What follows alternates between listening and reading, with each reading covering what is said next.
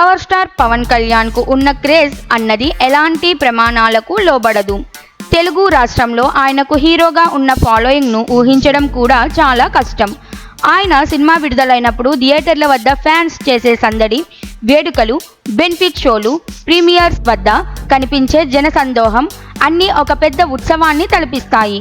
విడుదలైన ప్రతి cinema box office దగ్గర హంగామా చేసి సెన్సేషన్ క్రియేట్ చేస్తోంది. ప్రస్తుతం పవన్ కళ్యాణ్ రాజకీయాల్లో బిజీగా ఉన్నా గతంలో ఆయన చేసిన సినిమాలు ఇప్పటికీ అభిమానుల గుండెల్లో నిలిచిపోయాయి.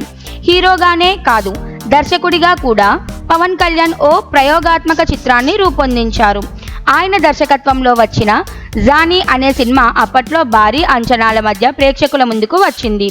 తాను కథ చెప్పి దర్శకత్వం వహించి నటించి చేసిన సినిమా కావడంతో ఈ చిత్రంపై అభిమానుల్లో ఆసక్తి తారాస్థాయిలో ఉండేది. అయితే భారీ అంచనాలు ఉన్నప్పటికీ ఆ సినిమా తగిన స్థాయిలో విజయాన్ని అందుకోలేకపోయింది. కానీ ఈ చిత్రం ఇప్పటికీ ఓ కల్ట్ ఫాలోయింగ్ కలిగి ఉంది. థియేటర్లలో విడుదలైన కొన్ని సంవత్సరాలు గడిచినా ఇప్పటికీ ఫ్యాన్స్ దీనిని మరోసారి రిలీజ్ చేయాలని కోరుతున్నారు. పాత సినిమాల రిలీజ్ ట్రెండ్ నడుస్తున్న ఈ రోజుల్లో జానీ సినిమాకు మరో మంచి అవకాశం వస్తుందన్న అభిప్రాయం వ్యక్తమవుతోంది. జానీ తర్వాత పవన్ కళ్యాణ్ పూర్తిగా దర్శకత్వ బాధ్యతలు చేపట్టలేదు. అయితే సర్దార్ గబ్బర్ సింగ్ సినిమాకు కథ, స్క్రీన్ ప్లే పలు మార్గాల్లో ఆయన అందించారన్నది తెలిసిన విషయమే.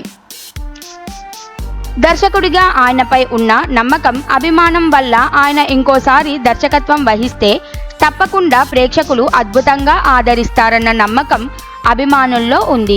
ఇంతలోనే పవన్ కళ్యాణ్ గురించి మరో ఆసక్తికర విషయం వెలుగులోకి వచ్చింది. రేణు దేశాయ్ ఓ ఇంటర్వ్యూలో చెప్పిన వివరాల ప్రకారం పవన్ జానీ సినిమా సమయంలో మరో ప్రాజెక్టుకి కూడా ప్రణాళికలు వేశారు. అడవి మృగాల నేపథ్యంలో ఒక వినూత్న కథను తెరకెక్కించాలని భావించారు. నిజమైన జంతువులతో సహా సినిమా తీయాలన్న ఆలోచనలో భాగంగా పులిపిల్లలు, ఇతర అడవి జంతువులపై పరిశోధనలు కూడా చేపట్టారు. తాను తీయదలిచిన సినిమాకు కావలసిన అనుభవాన్ని సేకరించడానికి పలు అడవుల్లో రీసెర్చ్ కూడా చేశారు. కానీ కొన్ని అనివార్య కారణాల వల్ల ఆ ప్రాజెక్టు ముందుకు సాగలేదు. ఇది విన్న అభిమానులు అప్పుడు ఆ సినిమా వచ్చి ఉంటే అది ఇండియన్ సినిమా హిస్టరీలో ఓ ట్రెండ్ సెటర్ మూవీ అయ్యేదని భావిస్తున్నారు. పవన్ కళ్యాణ్ ఎప్పుడూ సాధారణమైన సినిమాలను చేయడు.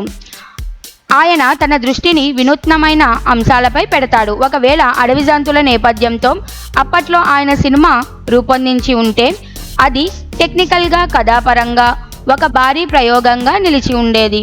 ఇప్పుడు ఆ కాన్సెప్ట్ వినగానే అభిమానులు ఆశ్చర్యపోతున్నారు. ప్రస్తుతం పవన్ కళ్యాణ్ రాజకీయ రంగంలో కీలక స్థానం దక్కించుకునే దిశగా సాగిపోతున్న సినిమా రంగంలో ఆయన చేయబోయే కొత్త ప్రయత్నాల కోసం కూడా ప్రేక్షకులు ఆసక్తిగా ఎదురుచూస్తున్నారు.